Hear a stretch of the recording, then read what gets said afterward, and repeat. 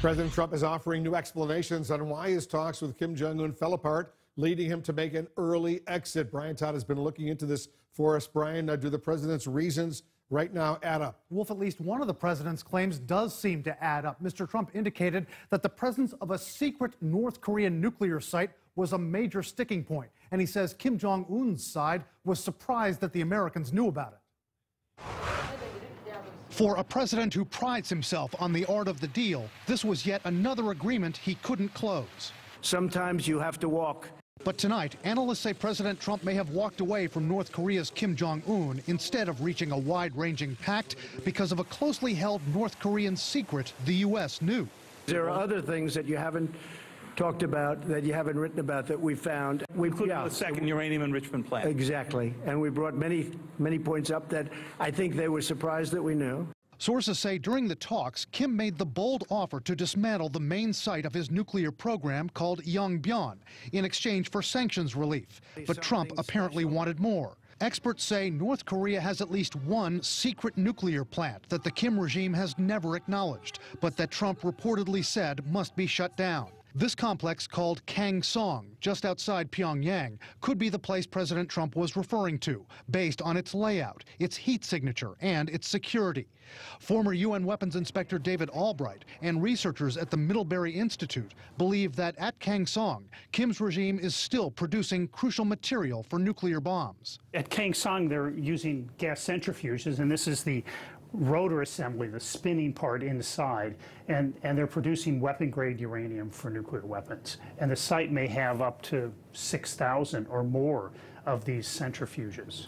Tonight, there is debate in and outside the government about whether it was a good idea for President Trump to walk away and reject North Korea's offer to dismantle its big nuclear production site at Warmbier, even if Kim Jong-un wouldn't acknowledge other sites.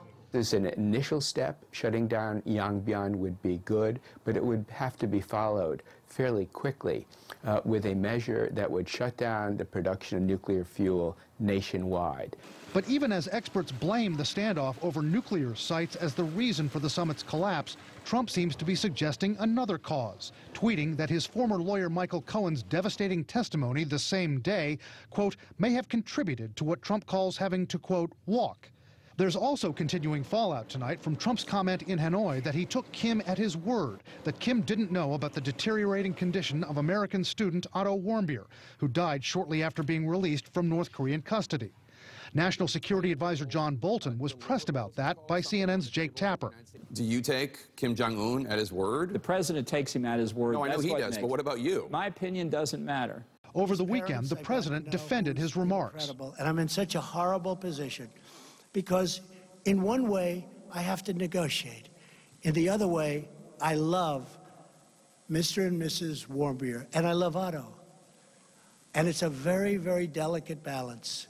Analysts say maybe the president should have completely avoided bringing up the Warmbier case with Kim.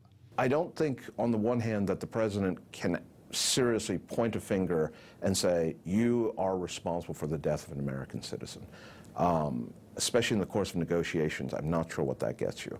On the other hand, saying something like, I don't think he knew, in a situation like North Korea, is not helpful.